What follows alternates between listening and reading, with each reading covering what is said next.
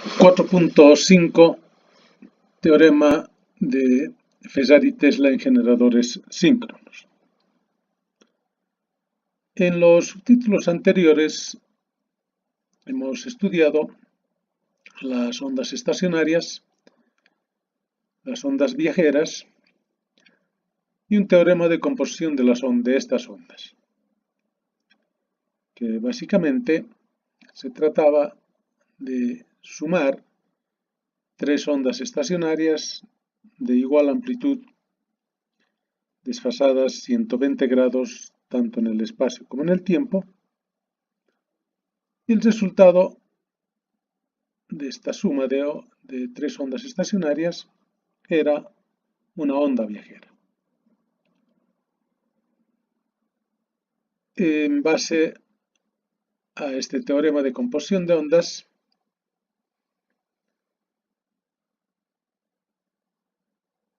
se adapta el teorema de Fesari-Tesla, que está aplicado a los generadores síncronos, puesto que en un generador, en el estator de un generador síncrono, tenemos tres bobinas desfasadas en el espacio, 120 grados entre sí,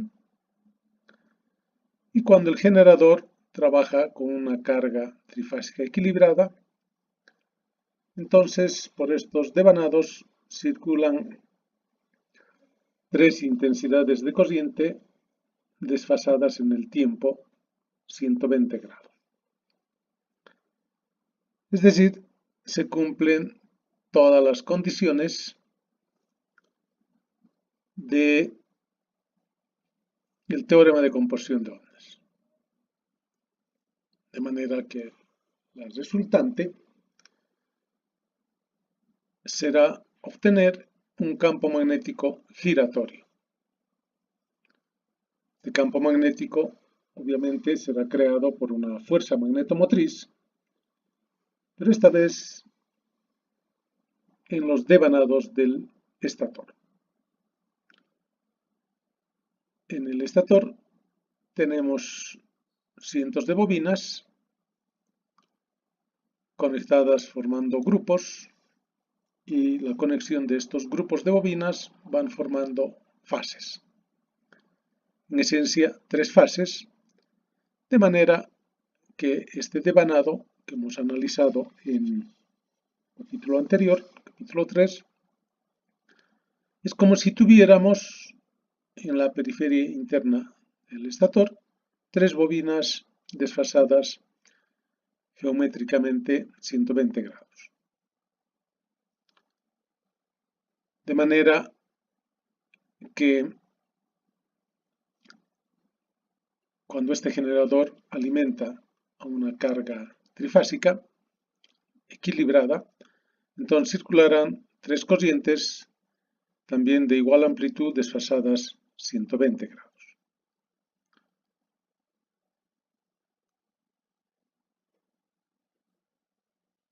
Entonces, en el generador síncrono se cumplen todas las condiciones del teorema de composición de ondas, de manera que en cada fase se van a crear tres ondas estacionarias en bobinas que están desfasadas 120 grados, con el esquema, y por los cuales circulan tres corrientes, I sub A, I sub B y sub C, de igual amplitud, pero también desfasadas en el tiempo 120 grados. Entonces, la resultante será una onda viajera. Una onda viajera que hemos visto en el anterior subtítulo no es otra cosa que un campo magnético giratorio. Muy diferente al campo magnético giratorio creado en el rotor, porque en el rotor el bobinado es alimentado por corriente continua. Y quien le da el giro es la máquina motriz y hace que estas bobinas en el estator miren un campo magnético también giratorio, pero creado por corriente continua. De ahí que se induce la fuerza electromotriz, puesto que este campo magnético es variable en el tiempo. En cambio, este otro campo magnético giratorio también es creado por tres bobinas fijas, estáticas, por las cuales circulan tres corrientes de igual amplitud desfasadas 120 grados. Obviamente, en esta situación, estos dos campos magnéticos giratorios interactúan, o normalmente se dice que el campo magnético del estator distorsiona el campo magnético original del rotor. En resumen, el teorema de Ferrari-Tesla lo único que nos dice es que la sumatoria de tres ondas estacionarias creadas en el generador síncrono, los bobinados estatóricos del generador síncrono, resulta una onda viajera, que representa el campo magnético giratorio del estator, campo que distorsiona al creado en el rotor. En el siguiente capítulo vamos a ver de qué manera distorsiona este campo magnético del estator. Y en este capítulo nos vamos a dedicar exclusivamente a la fuerza magnetomotriz creadora de este campo magnético giratorio en el estator de la máquina. Como todo teorema, debe tener su demostración. Entonces, 4.6, demostración del teorema de Ferrari-Tesla en generadores síncronos. ¿Qué tenemos en un generador síncrono? Básicamente tres bobinados, que lo hemos partido en dos segmentos. Al final son simplemente tres bobinas, ¿no?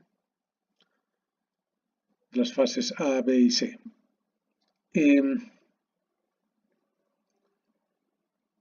Inicialmente nos daremos una convención de signos, indicando primero que si la intensidad de corriente es positiva o mayor que cero, en ese instante de tiempo, entonces la corriente circula del principio al final. Segundo, si la intensidad de corriente es negativa, en ese instante de tiempo la corriente circula del final al principio. Y tercero, algo que sabemos, que la intensidad de corriente en un instante t es directamente proporcional a la intensidad de campo magnético, H. Bueno, las intensidades de corriente equilibradas serán tres ondas de igual amplitud desfasadas 120 grados. De manera que estos vectores nos van a representar en un instante de tiempo. Por ejemplo, para 0 grados, como se muestra en la figura. La fase A tomará en ese instante I sub A igual a un valor máximo y además será positiva. La corriente será positiva, entonces I sub A será I max, por lo tanto HA será igual a H max. La intensidad de campo magnético también será máxima, por ser directamente proporcional. En ese mismo instante de tiempo, I sub B es negativa y como este ángulo es 30 grados, entonces esto será seno de 30, nos da 0,5, o sea, su magnitud será H max entre 2, dividido entre 2. De manera que HB será igual a HA también medios. Lo propio con la I sub C, en ese instante de tiempo también toma el mismo valor que HB y será I sub B o I sub C será igual a I max sobre 2, de modo que HC será también igual a HA sobre 2.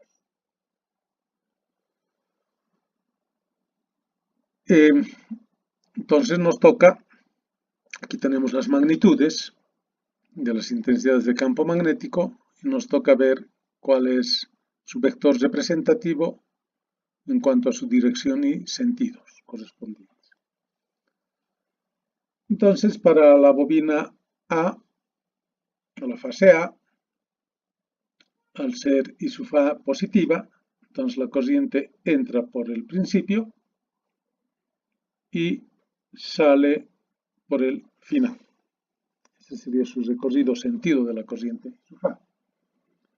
De manera que aplicando la regla de la mano derecha vamos a obtener el vector de intensidad de campo magnético H sub A, en este sentido.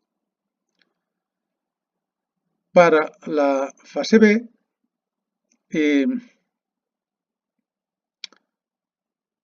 la corriente es negativa, y sub B es negativo, entonces entra por el final y sale por el principio. Obviamente esto está adecuadamente devanado, ¿no? Por si acaso. Los sentidos de los devanados son correctos. De manera que aplicando la regla de la mano derecha obtenemos como HB esta dirección y sentido de la intensidad de campo magnético para la fase B. En la fase C también es negativa, y sub C entonces entra por el final y sale por el principio.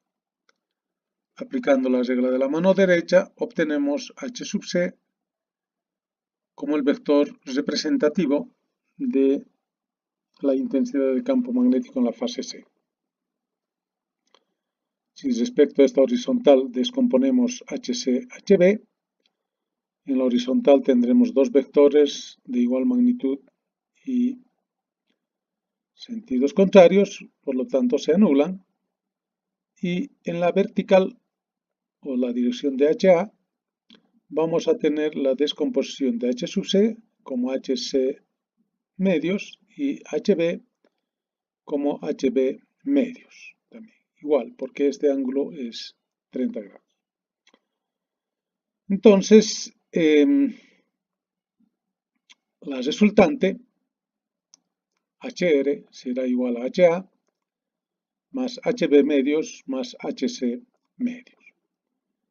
Como I sub A era igual a I max o HA era igual a H max y además I sub B era igual a I sub C o HB igual a HC igual a HA medios o H max sobre 2, entonces la resultante será igual HR igual a HA más HB medios más HC medios.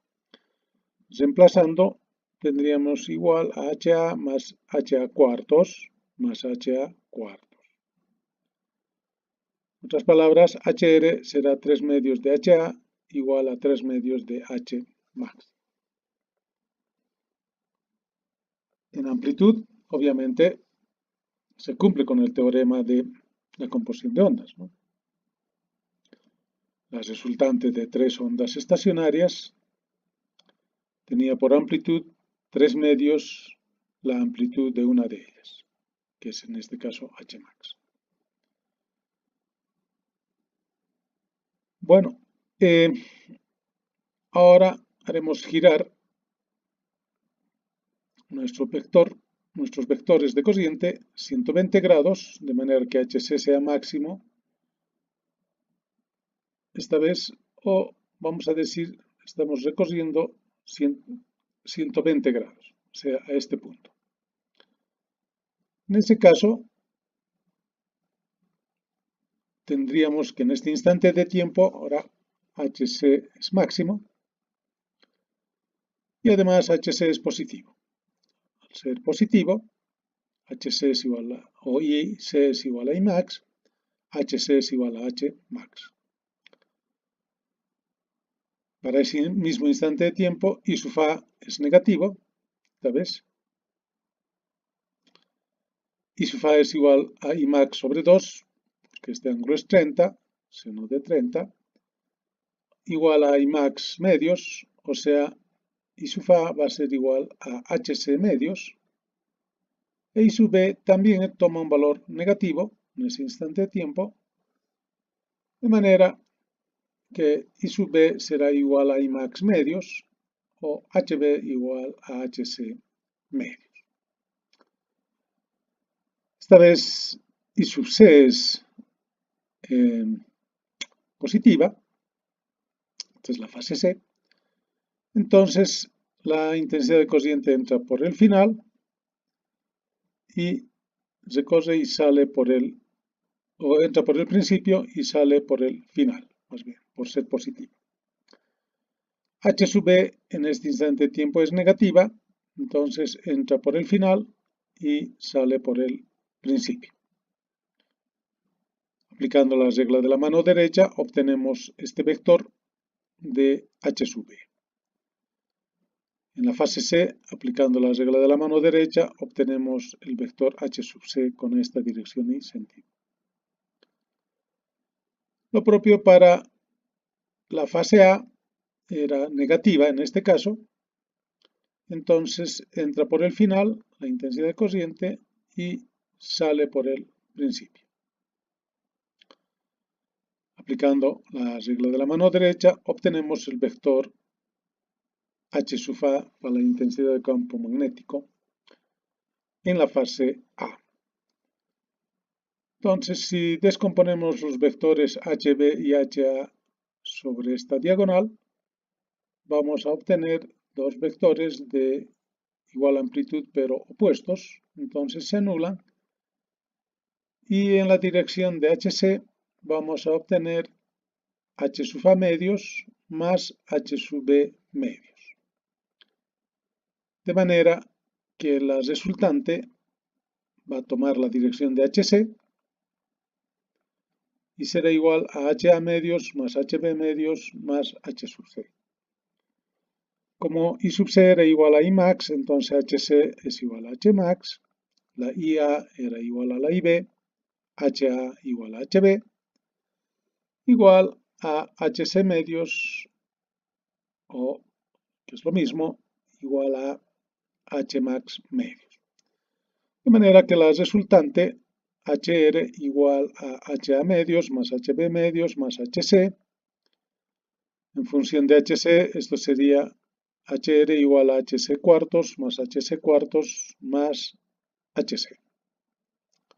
Sumando nos queda HR igual a 3 medios de H sub C o igual a 3 medios de H max. Es decir, el mismo resultado que en el anterior caso. En cuanto a amplitud, no ha cambiado, solo que el vector resultante de la intensidad del campo magnético también ha girado 120 grados. Entonces, quiere decir que este vector, conforme va pasando el tiempo, o nos vamos moviendo hacia la derecha en estas ondas, este vector también va girando, creando el campo magnético giratorio. Finalmente, podemos analizar para otros 120 grados de rotación de los vectores de corriente, o para movernos 240 grados en estas ondas. Entonces, en este instante de tiempo, la I sub B ahora es máxima, tenemos un valor máximo, y además es positiva. Al ser la corriente I sub B positiva, entonces va a ir del principio al final. Su magnitud I sub B será igual a I max, entonces HB será igual también a H max. La I sub A será negativa. La I sub A será igual a I max medios, porque este ángulo es 30 grados por el seno. HA será igual a HB medios. Y respecto a la corriente en la fase C también es negativa, de manera que I sub C será igual a I max medios. Entonces HC también va a ser igual a HB medios.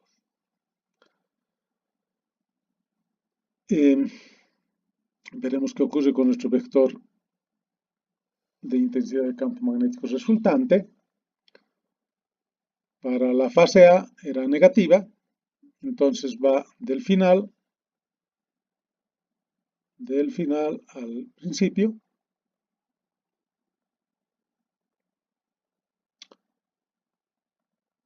Y aplicando la regla de la mano derecha, la dirección de H sub A será vertical hacia abajo.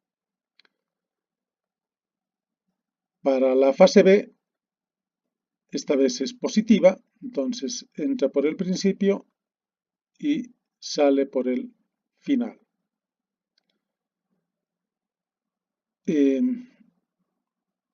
Aplicando la regla de la mano derecha, entonces nuestro vector H sub B tomará esta dirección y sentido.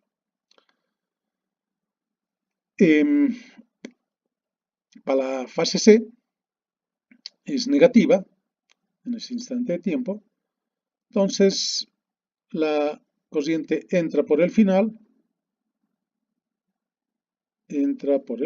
y sale por el principio. Eso significa que aplicando la regla de la mano derecha, la dirección y sentido de H sub C será el mostrado en la figura. Si tomamos como referencia esta diagonal, podemos descomponer los vectores HC y HA. En esta dirección y sentido son dos valores de la misma amplitud, del mismo tamaño pero opuestos, entonces se anulan. Y en la dirección de HB vamos a tener HA medios más HC medios. De manera que la resultante va a tomar también la dirección de H sub B y HR será igual a HA medios más HB más HC medios. Como I sub A era igual a I max, entonces HB es igual a H max. HIA era igual a IC, o sea, HA igual a HC, igual a HB medios, igual a H max medios.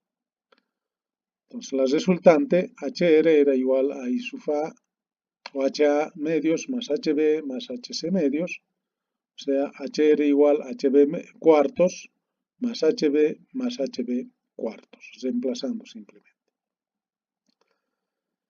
Y finalmente, HR será igual a 3 medios de HB o 3 medios de H. Con lo que demostramos que la amplitud de la intensidad de campo magnético no varía y este vectorcito está girando en la misma dirección del sentido de rotación de las intensidades de corriente. De ahí que este HR, intensidad de campo magnético, es la creadora de un campo magnético giratorio. En estos videos vamos a poder demostrar también las ondas estacionarias, 3 ondas estacionarias, generando una onda viajera. 4.7 determinación de la fuerza magnetomotriz en devanados estatóricos de generadores síncronos. En el capítulo 2 nos hemos dedicado exclusivamente a la fuerza electromotriz, al valor eficaz de la fuerza electromotriz. Hemos partido de un conductor, lo hemos colocado en el estator del generador síncrono y hemos podido calcular el valor eficaz de la fuerza electromotriz que se induce en este conductor. ¿Por qué valor eficaz? Porque es un valor que podemos medir con un voltímetro. Luego hemos colocado una espira a paso diametral y de la misma manera hemos obtenido su valor eficaz de fuerza electromotriz. Después de tener una espira, hemos colocado una bobina, que no es otra cosa que varias espiras conectadas en serie, formando una bobina. Igual valor eficaz de la fuerza electromotriz. Luego hemos puesto cubobinas, o sea, varias bobinas distribuidas en la periferia interna del estator, formando un grupo de bobinas conectadas en serie. Y finalmente hemos obtenido una fase de un devanado, siempre para calcular el valor eficaz de la fuerza electromotriz inducida en esta fase. Para el caso de las fuerzas magnetomotrices, no podríamos calcular en un conductor una fuerza magnetomotriz, porque la fuerza magnetomotriz en esencia es número de espiras por la corriente que circula. Entonces, en un conductor no tenemos una espira, no tenemos ni una vuelta. De ahí que la fuerza magnetomotriz tenemos que empezar en una espira que consideramos que es una bobina de una vuelta. Entonces, vamos a partir de una espira. Y porque por una espira podemos hacer circular también corriente, ¿no? Corriente que entra y sale por el otro terminal de la espira. Luego analizaremos en una bobina, que es NB espiras, luego en cubobinas distribuidas, conectadas en serie, igual que en el caso de la fuerza electromotriz. Y para la fuerza magnetomotriz por fase, vamos a dejar como interrogante hasta que lleguemos a ese punto. No es lo mismo que la fuerza electromotriz. Por otro lado, en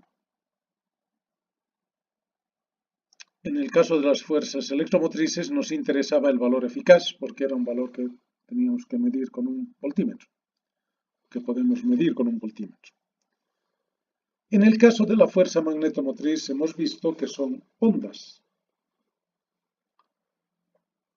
En realidad, la fuerza motriz creadora del campo magnético giratorio en las bobinas del estator se debe a tres ondas estacionarias, como hemos visto anteriormente,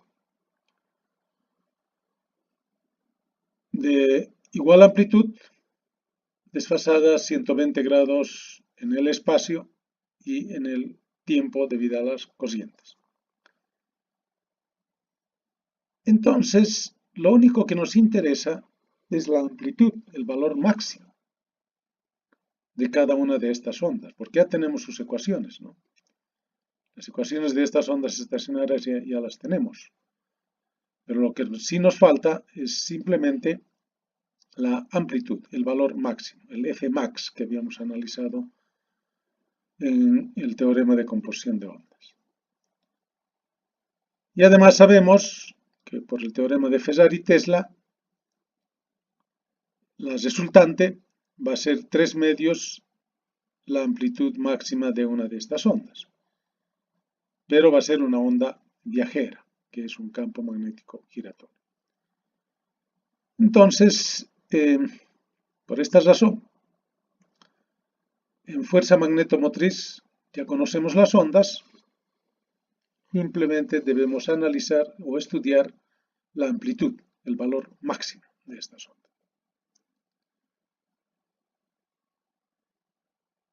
Entonces, 4.7.1, amplitud de fuerza magnetomotriz de una espira a paso diámetro.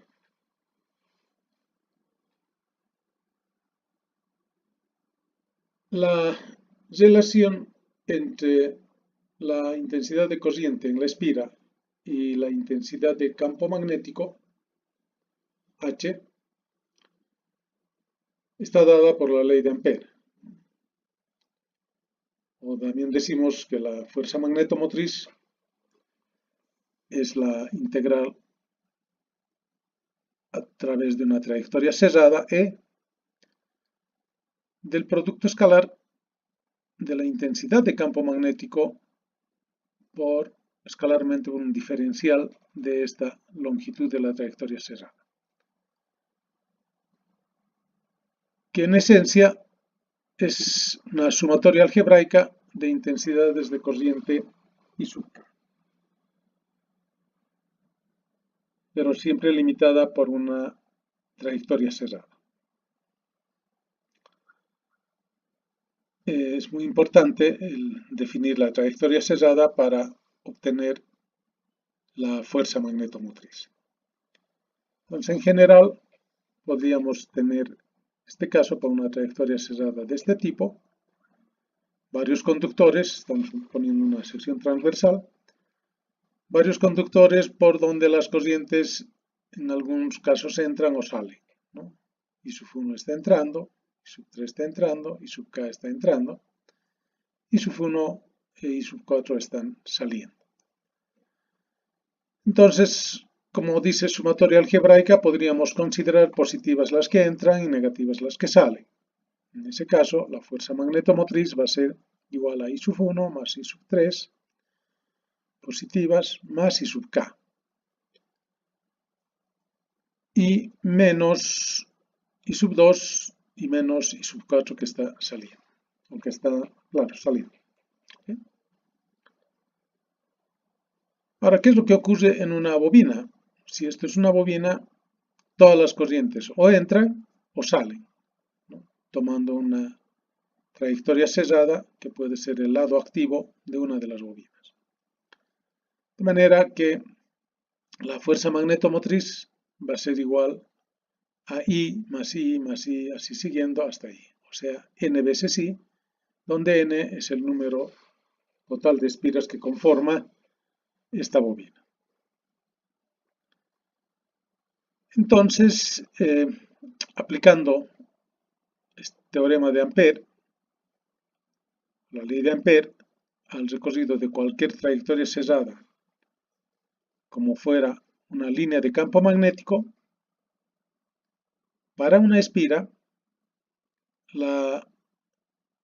para n igual a 1, entonces la fuerza magnetomotriz va a ser simplemente I de t.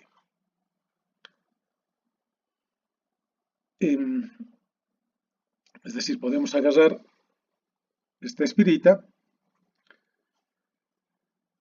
colocada, es una espira paso diametral, sabemos eso porque un lado activo está frente al norte y el otro lado activo está frente al sur. Si hacemos que la intensidad de corriente entre por este lado activo, entonces las líneas de campo magnético que va a crear tendrán esta dirección, sentido, para este lado activo. En cambio, para este otro lado activo, que es por donde está saliendo la corriente, tendrá este otro sentido. Y lo que queremos decir con esto, para una espira, depende entonces de la trayectoria cerrada que tomemos, ¿no? Si tomamos una trayectoria cerrada a cualquier línea de campo magnético, cualquiera de estas, ya sea en este lado activo o en este otro lado activo, la fuerza magnetomotriz siempre será I de t, ¿verdad? Si tomáramos esta trayectoria cerrada en negro, ¿no? Entonces la fuerza magnetomotriz sería nula. ¿Por qué? Porque tenemos corriente entrando más I y corriente saliendo menos I igual a 0. Entonces depende de las trayectorias cerradas. Por otro lado, en el capítulo 2, la fuerza electromotriz al final dependía exclusivamente del flujo por polo. De manera que nuestro análisis también tenemos que hacerlo por polo, ¿no? Si esta era la fuerza magnetomotriz igual a I de T para una espira, considerando una trayectoria cerrada a cualquier línea de campo magnético, entonces por polo, esto es para los dos polos, por polo será simplemente la mitad, ¿no? Entonces la fuerza magnetomotriz por polo será A I de T sobre 2, ¿no? Siempre para la misma trayectoria cerrada, ¿no? Obviamente. En otras palabras,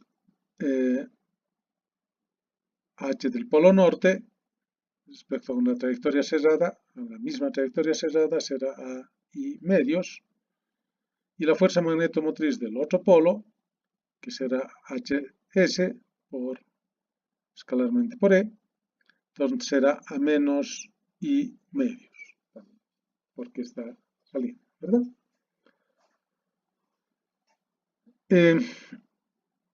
Eso entonces en cuanto a la fuerza magnetomotriz. Nos interesa saber la forma de la fuerza magnetomotriz. Solamente recordar que en la teoría del electromagnetismo todos los parámetros magnéticos, vamos a decir, están íntimamente relacionados, ¿no? Todo empieza en una corriente, una bobina, número de espiras por corriente nos va a dar fuerza magnetomotriz. La fuerza magnetomotriz va a crear un campo magnético y el campo magnético en diferentes áreas nos dará una densidad de campo magnético. Entonces, si tomamos nuestra espira con la corriente entrando por este lado activo y saliendo por este otro lado activo, sabemos que es también paso diametral porque está frente al norte y el otro frente al sur. De manera que la densidad de las líneas de campo magnético primero será de mayor densidad cerca al conductor, y conforme nos vamos alejando, la densidad va disminuyendo. Y la dirección y sentido, dada por la regla de la mano derecha, será el que se muestra en la figura. Para este otro lado activo, de la misma manera, la dirección y sentido será el que se muestra en la figura, y en base a esto podríamos dibujar la densidad de campo magnético en función del espacio.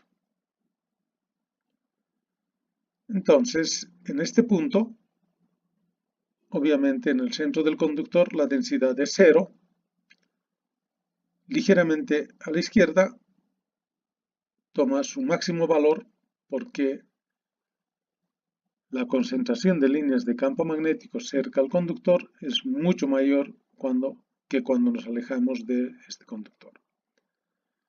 Entonces va a tomar un Bmax y si nos vamos alejando, en este caso hacia la izquierda, va a ir disminuyendo de valor.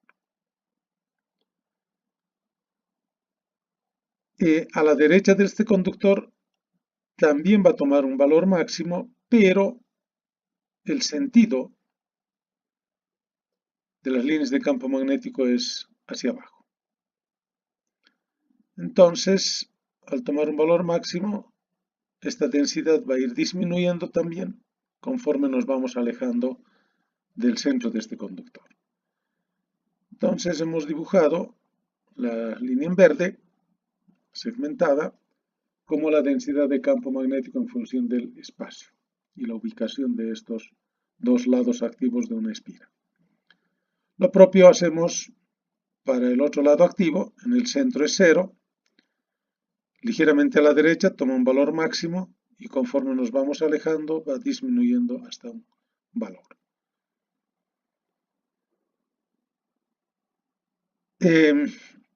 A la izquierda del centro del conductor también va a tomar un valor máximo, pero esta vez con líneas hacia abajo, podríamos decir negativas, entonces, o de polo sur, si quiere. Y si nos vamos alejando de este valor máximo hacia la izquierda, va a ir disminuyendo. Obviamente que esta forma puede ser más distorsionada o menos distorsionada, y dependerá exclusivamente de este entreyeso. ¿Y de qué depende este entreyeso? De la forma de onda de los polos, ¿verdad? Eso es sumamente importante para nosotros.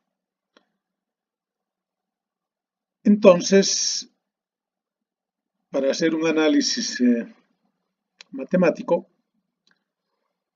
esta onda en verde podemos representarla por una onda cuadrada, de manera que, como es densidad de campo magnético por las áreas, nos va a dar flujo magnético, ¿verdad?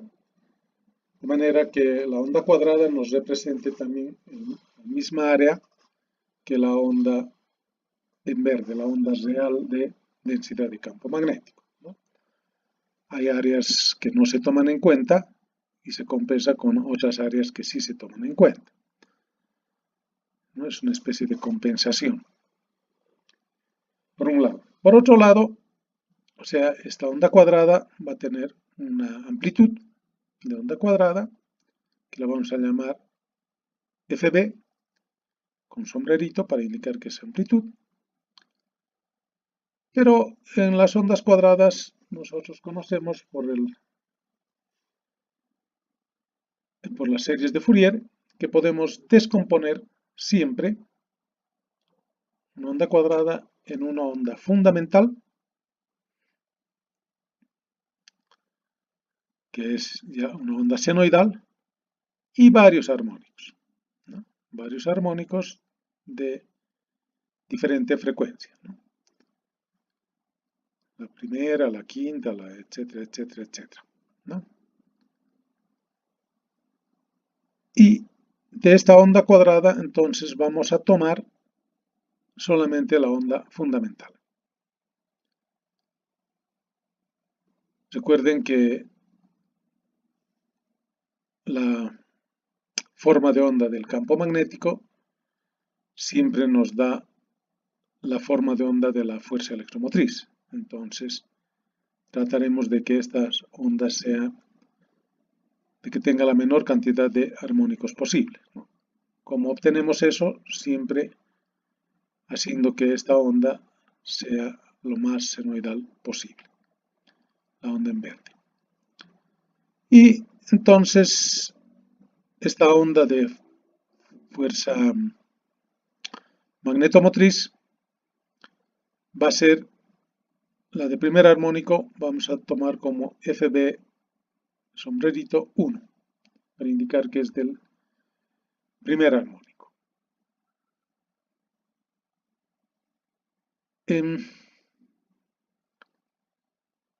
Entonces, lo que nos interesa básicamente es la onda fundamental, que es una onda senoidal, ¿no es cierto? Y su amplitud máxima, ¿no?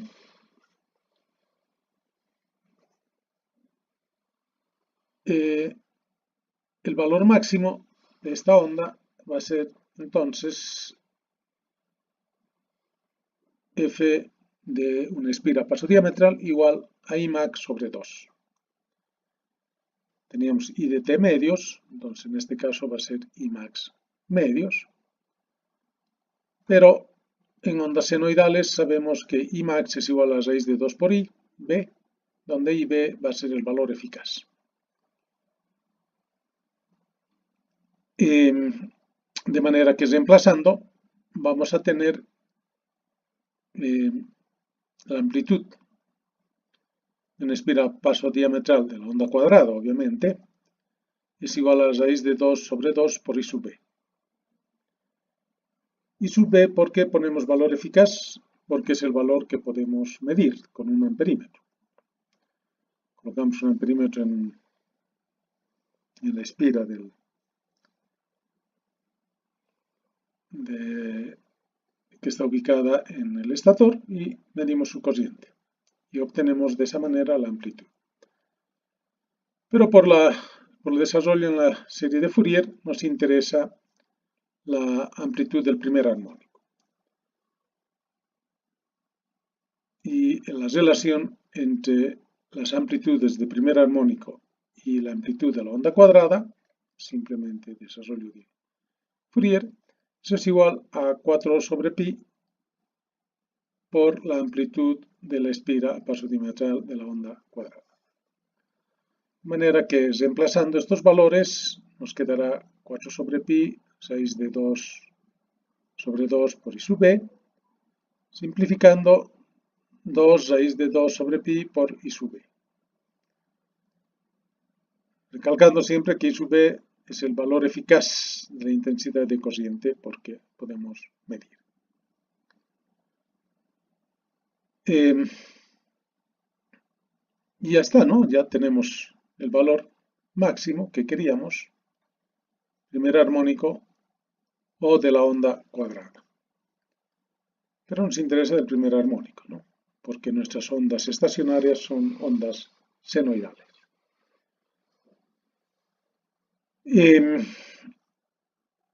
Aquí podemos ver también, lo único que hemos hecho es cambiarle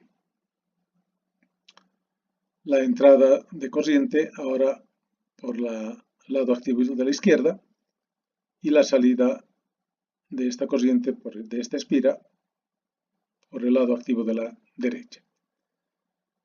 Entonces, por la regla de la mano derecha, siempre vamos a ver que a la izquierda de este conductor las líneas de campo magnético son hacia abajo o a la izquierda es hacia arriba, a la derecha es hacia abajo. En cambio, en base a este otro lado activo donde la corriente está saliendo, entonces a la izquierda las líneas de campo magnético son hacia abajo y a la derecha es hacia arriba, ¿no? De esta manera, entonces, podemos calcular la amplitud máxima de la fuerza magnetomotriz de una espira a paso diametral.